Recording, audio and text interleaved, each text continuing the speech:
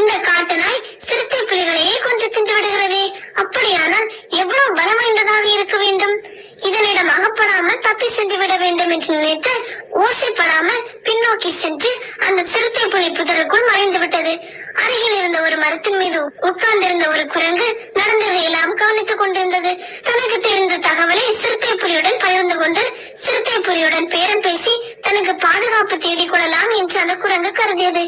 எனவே சிறுத்தை புலியை பின்தொடர்ந்து அந்த குரங்கு வேகமாக ஓடி சென்றது. காட்டு நாய் மீதை கவனித்தது. ஏதோ சதி நடக்கிறது என்பதை புரிந்து கொண்டது. குரங்கு சிறுத்தை புலியிடம் சென்று காட்டு நாய் சிறுத்தை புலியை எப்படி ஏமாற்றியது என்ற முழு விவரத்தையும் சொன்னது. சிறுத்தை புலிக்கு தாங்க முடியாத கோபமும் ஆத்திரமும் வந்தது. அந்த காட்டு நாய் என்னையே ஏமாற்றலாம் என்று நினைக்கிறதா? இதற்கு மறக்க முடியாத பாடத்தை புகட்டுகிறேன்.